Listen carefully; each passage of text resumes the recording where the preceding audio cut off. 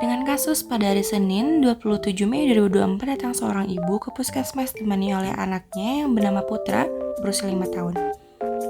Ibu tersebut menyampaikan keluhan dari guru anaknya di sekolah. Guru tersebut berkata bahwasanya Putra terlalu aktif dan beda dari anak-anak seusianya, sehingga Putra sering mengganggu teman-temannya baik itu saat jam pelajaran maupun jam istirahat. Putra juga tidak fokus saat pembelajaran dimulai, dan saat mengerjakan tugas, jika Putra diminta untuk fokus dan diam, dia akan marah-marah dan menangis. Ibu tersebut khawatir dan bingung dengan kondisi anaknya, sehingga ibu membawa anaknya ke puskesmas terdekat untuk memeriksa kondisi anaknya. Dari gejala tersebut menunjukkan bahwa anaknya tersebut mengalami gangguan pemusatan, perhatian dengan hiperaktivitas. Gejala yang umum terjadi pada anak yang mengalami GPPH ini seperti adanya gangguan perhatian dan konsentrasi, hiperaktivitas, dan juga impulsivitas. Terdapat 4 metode CAM yang bisa digunakan untuk mengatasi hal tersebut, seperti terapi diet, terapi bermain puzzle, terapi token ekonomi, dan juga terapi yoga. Selanjutnya ada penjelasan lebih detail mengenai metode-metode ini. Selamat menyaksikan. Complementary Alternative Medicine CAM pada anak prasekolah.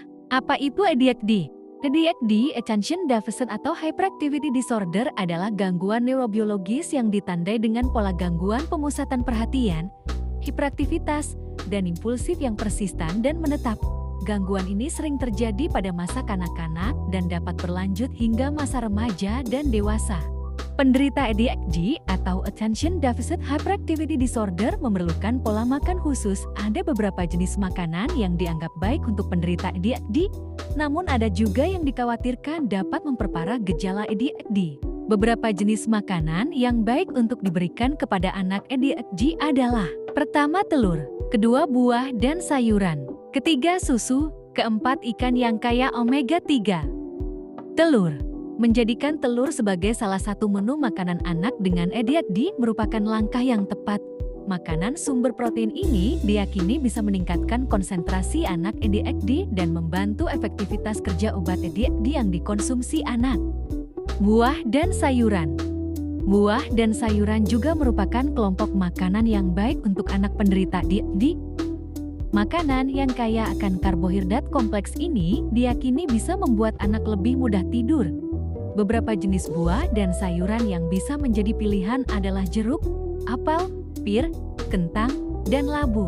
Agar anak lebih semangat saat mengonsumsi buah dan sayur, jangan lupa untuk memberikan contoh ya, Bunda. Salah satu caranya adalah dengan menerapkan kebiasaan makan bersama keluarga. Dengan begitu, Bunda dan anggota keluarga lain bisa memberikannya contoh untuk mengonsumsi buah dan sayur. Susu.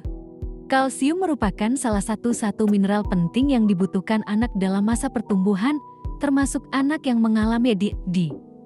Kalsium bermanfaat untuk merangsang pembentukan hormon dan menjaga kesehatan sistem saraf anak. Beberapa pilihan makanan dan minuman yang kaya akan kalsium adalah susu, yogurt, dan keju. Ikan yang kaya akan omega 3. Makanan lain yang tidak kalah penting untuk dikonsumsi oleh anak ADHD adalah makanan yang kaya akan omega 3. Contoh makanan yang banyak mengandung asam lemak ini adalah ikan kembung, sarden, dan salmon. Makanan atau minuman yang harus dibatasi anak ADHD. Anak yang menderita ADHD disarankan untuk membatasi konsumsi beberapa makanan di bawah ini. Pertama, permen atau makanan manis. Sebagian anak akan lebih aktif setelah mengonsumsi permen atau makanan mengandung gula, seperti coklat atau permen. Oleh karena itu, Bunda dianjurkan untuk membatasi pemberian makanan manis kepada anak. Kedua, makanan atau minuman yang mengandung pemanis buatan. Banyak makanan atau minuman kemasan yang dijual di pasaran, seperti sereal atau minuman ringan, mengandung pemanis buatan. Hati-hati, memberikan anak ADHD makanan atau minuman yang mengandung pemanis buatan dapat membuat mereka semakin aktif, loh. Oleh karena itu, Bunda perlu lebih cermat dalam memilih produk makanan dan minuman kemasan, guna membatasi asupan pemanis buatan pada anak ADHD. Ketiga, makanan cepat saji. Makanan cepat saji memang terasa lebih praktis dan banyak digemari oleh anak. Namun, Bunda sebaiknya membatasi pemberian makanan cepat saji kepada anak. Selain kurang sehat, makanan cepat saji juga dipercaya bisa meningkatkan risiko terjadinya gangguan perilaku pada anak. Hal ini berkaitan dengan tingginya kandungan garam, gula, dan lemak di dalam makanan tersebut. Keempat, ikan yang mengandung merkuri. Ikan memang merupakan makanan yang baik bagi anak dengan ADHD. Namun, tidak semua ikan direkomendasikan untuk anak ADHD. Sebisa mungkin hindari pemberian ikan yang berisiko mengandung merkuri, seperti ikan makarel dan ikan todak. Mengonsumsi ikan atau bahan makanan yang mengandung merkuri diyakini dapat membuat anak menjadi hiperaktif. Kelima, kafein. Selain beberapa jenis makanan di atas, konsumsi makanan dan minuman yang mengandung kafein juga perlu dihindari oleh anak ADHD ya, Bunda. Contoh makanan dan minuman berkafein adalah coklat, kopi, teh, atau minuman bersoda. Menjadi orang tua dari anak yang mengalami ADHD memang memiliki tantangan tersendiri. Namun, jangan menyerah ya, Bunda. Perhatikan pemberian makanan untuk anak ADHD, serta jalani pengobatan dan terapi yang diberikan oleh dokter anak dengan tekun. Thank you for watching.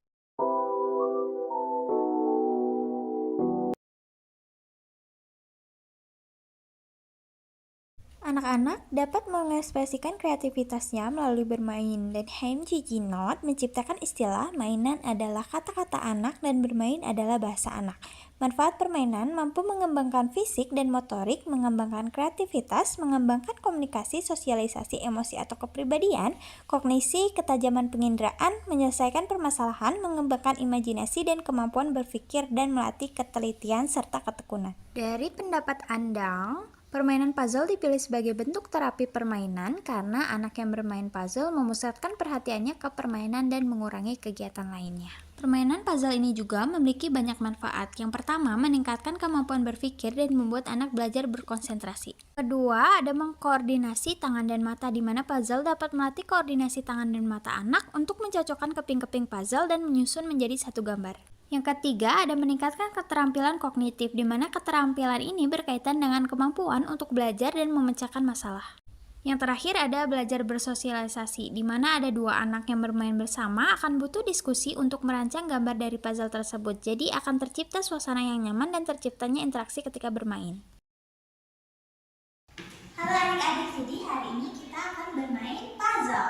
Di sini ada 3 puzzle. Yang pertama ada puzzle karakter, di mana nanti kita menyusun sesuai dengan bentuk karakter. Ini ada puzzle balok, jadi nanti kita akan menyesuaikan bentuk. Di sini juga ada puzzle balok. Nanti kita mengisi balok-baloknya, ada lingkaran, ada segitiga, ada persegi panjang dan persegi. Ini untuk memenuhi dari kotak yang ini ya. Yang pertama, kita akan memainkan puzzle yang ini, di mana nanti kita menyesuaikan kayu yang panjang ini dengan lubang. Kalau 1 lubang itu dengan bentuk lingkaran, kalau 4 lubang itu dengan bentuk persegi, kalau 3 lubang itu dengan bentuk segitiga, untuk yang 2 lubang itu dengan bentuk persegi panjang. Kita lepas dulu ya. Sekarang sudah tidak terisi. Kita coba satu-satu ya. Kalian tahu ini bentuk apa? Enggak. Ini bentuk lingkaran. Jadi nanti 1 lubang ini dimasukkan ke tiang yang 1 ini. Boleh dicoba? Terus sekarang ini bentuk apa? Itu persegi panjang ya? Iya, betul. Untuk warnanya warna apa? Itu biru. Salah. Warna apa ya ini? Apa ya? Apa ya? Hijau. Hijau. Dari keempat warna ini, menurut kamu yang mana nih yang warna merah?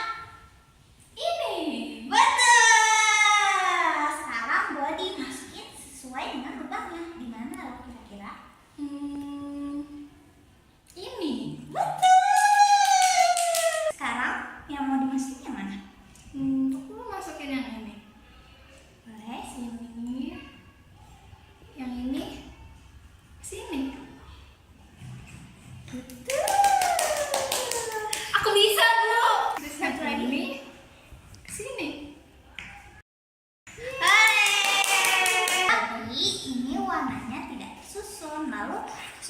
warnanya sama semua, warna apa seharusnya yang ini?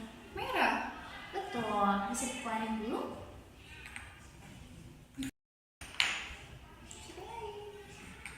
Yeay! Sekarang boleh deh susun semuanya sampai nanti ininya sudah habis semua.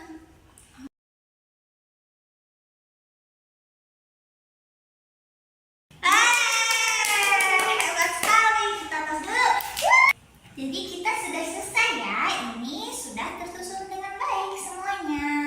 Terima kasih.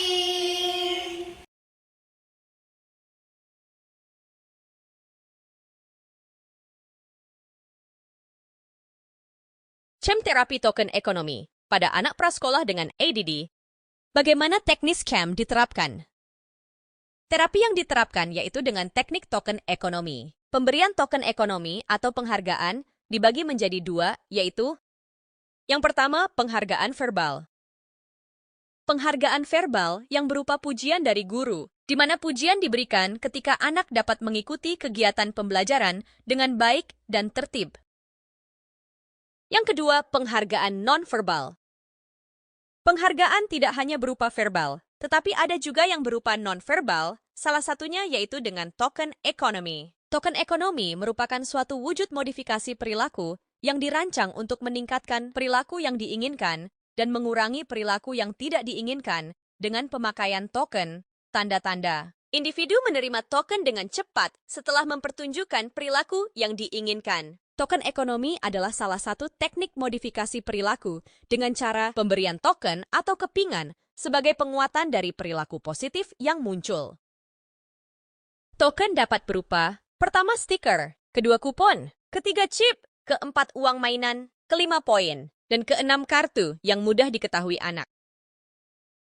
Token ekonomi adalah salah satu teknik modifikasi perilaku yang dirancang untuk mengubah perilaku dengan cara memberi satu token atau kepingan sebagai penguatan ketika perilaku yang diharapkan ditunjukkan oleh anak. Token yang terkumpul dapat ditukar untuk mendapat reward sesuai dengan jumlah token yang diperoleh. Token ekonomi berperan penting dalam membantu memodifikasi perilaku anak menurut Rima dan Lestari. Tahun 2019, hal ini sama dengan pernyataan Zlomke dan Zlomke tahun 2003 bahwa token ekonomi dapat mengubah dan memperkuat perilaku yang diharapkan. Token ini biasa juga disebut dengan operand karena memberikan suatu benda pengganti dari hadiah asli yang kemudian dapat meningkatkan frekuensi munculnya perilaku pada anak tersebut menurut fitrah.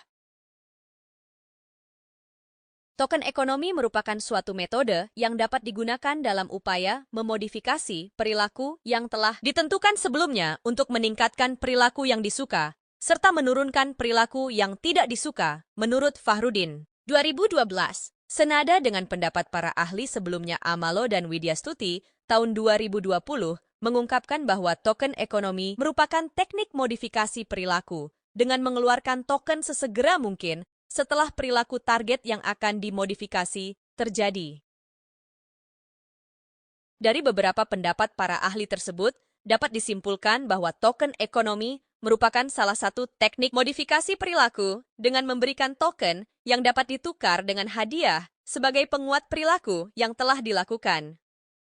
Tujuan prosedur token ekonomi adalah mengubah motivasi yang ekstrinsik menjadi motivasi yang intrinsik, diharapkan perolehan tingkah laku yang diinginkan, akhirnya dengan sendirinya akan menjadi cukup mengajarkan untuk memelihara tingkah laku yang baru. Tindakan keperawatan berupa token ekonomi ditunjukkan pada klien yang dapat mengubah pengetahuan yang tidak tahu menjadi tahu dan dapat merubah perilaku maladaptif menjadi adaptif, sehingga anak dengan ADD bisa merubah perilakunya. Salah satu faktor penyebab token ekonomi dapat menurunkan perilaku disruptif anak karena adanya pemberian reward secara langsung dan nyata atas apa yang telah anak lakukan. Pemberian reward membuat anak termotivasi untuk terus mempertahankan perilaku yang diharapkan. Hal ini senada dengan yang dijelaskan Herlock tahun 1978, bahwa pemberian reward pada masa kanak-kanak memiliki nilai yang sangat penting. Magun dan Critchfield tahun 2008 membuktikan bahwa pemberian reward dapat memunculkan perilaku yang lebih baik. Pemberian reward merupakan bentuk stimulasi dan motivasi bagi anak agar mempertahankan perilaku yang sudah ada dan membentuk perilaku seperti yang diharapkan menurut Rochwidowati dan Widiana. Yoga pada anak prasekolah. Berikut penjelasannya. Apa itu yoga pada anak prasekolah? Yoga merupakan sebuah aktivitas yang mengarahkan seseorang untuk berkonsentrasi, mengatur napas, menenangkan pikiran dengan pose-pose tertentu. Yoga mengajarkan cara berkonsentrasi dan memusatkan pikiran, mengencangkan otot tubuh dan memperkuat organ-organ dalam, serta menghadirkan perasaan tenang dan sehat. Saat melakukan yoga, anak-anak merasakan kesadaran, kegembiraan, dan ketenangan dalam diri dan pikirannya. Apa saja manfaat yoga untuk anak prasekolah?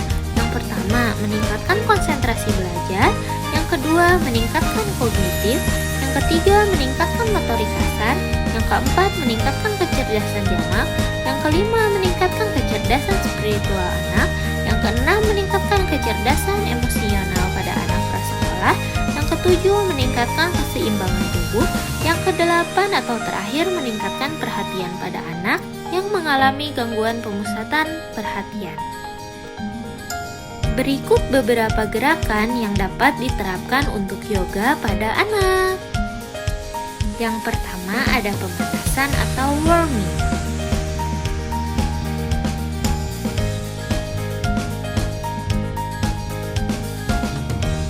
Yang kedua ada postur diam.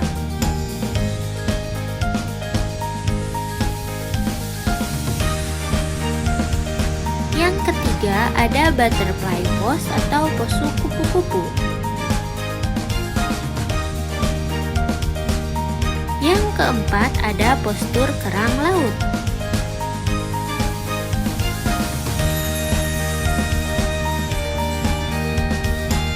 Yang kelima ada pose kue kembang.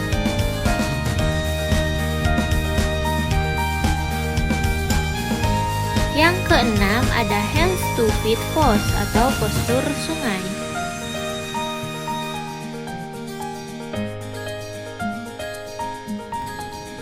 Yang ketujuh ada swan pose atau pose angsa.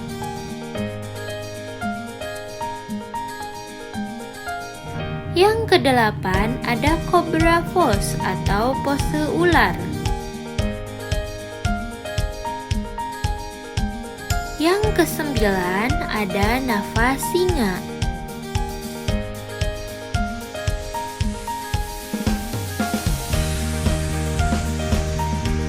Yang kesepuluh ada mountain pose atau pose gunung.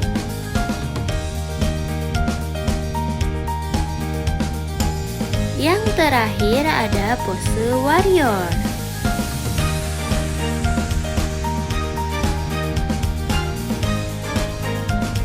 Terima kasih. Terapi bermain puzzle efektif pada anak prasekolah dengan adik. Adapun alasan dalam mengambil terapi bermain puzzle pada anak adalah karena pada 4 CM anak prasekolah di atas seperti terapi relaksasi yoga, terapi bermain puzzle, terapi DIT, dan terapi token ekonomi. Terapi bermain adalah yang paling efektif menangani ADHD pada anak prasekolah yang sedang berada di masa lebih suka bermain, maka dari itu kita akan mengikut sertakan terapi tersebut ke dalam dunia bermainnya dengan bantuan alat seperti puzzle. Dalam hasil penelitian, dengan menggunakan metode terapi bermain pada anak ADHD dikatakan efektif. Terapi bermain sensori merupakan bentuk terapi yang mengajak seorang anak untuk lebih mengembangkan kemampuan fisik yang dimilikinya. Salah satu cara yang efektif adalah bisa dengan menggunakan sebuah mainan. Karena dengan bermain mereka akan lebih bersemangat dan terarah untuk lebih berkonsentrasi dan memusatkan perhatiannya. Efektifnya terapi bermain sensori integrasi menyebabkan timbulnya suatu kebutuhan akan sebuah rancangan produk yang dapat mengarahkan seorang anak penderita ADHD untuk lebih duduk diam serta memperhatikan sesuatu. Literatur review, hubungan terapi sensori integrasi terhadap perubahan perilaku dan konsentrasi anak ADHD. Literatur yang diambil untuk dilakukan review sebanyak 18 jurnal penelitian dari tahun 2010 sampai tahun 2020. Terdapat 13 jurnal nasional Google Cendekia, Dan pada 4 jurnal internasional Google Scholar menyatakan bahwa terapi permainan sensori memberikan pengaruh terhadap perubahan perilaku dan konsentrasi anak ADHD. Sedangkan satu jurnal mengatakan bahwa tidak ada pengaruh terhadap perubahan perilaku dan konsentrasi anak ADHD. Metode yang digunakan terapi permainan sensori seperti melempar bola, ayunan, bermain puzzle atau mainan bongkar pasang, dan estafet bola. Untuk menangani ADHD pada anak prasekolah, CEM bermain puzzle sering dianggap sebagai salah satu pendekatan yang paling efektif karena dapat membantu meningkatkan fokus pada satu tugas dalam waktu lama. Merangsang kemampuan memecahkan masalah untuk meningkatkan keterampilan dalam berpikir serta meningkatkan koordinasi motorik halus antara mata dengan tangan saat bermain. Terdapat jurnal-jurnal yang membahas pengaruh tersebut, seperti yang diteliti oleh Deila Arinta dan Meita Santi Budiani, serta menurut Suyami et al. Berdasarkan hasil penelitian, terjadi penurunan perilaku impulsif setelah diberikan terapi permainan sosialisasi, hingga menunjukkan penurunan perilaku impulsif yang stabil pada saat diberikan post-pace dan permainan konstruktif, seperti bermain puzzle. Akan membantu anak mengenal urutan, membantu mengembangkan motorik, dan mengembangkan kognitif, juga dapat mengurangi perilaku hiperaktif dan meningkatkan konsentrasi pada anak ADHD.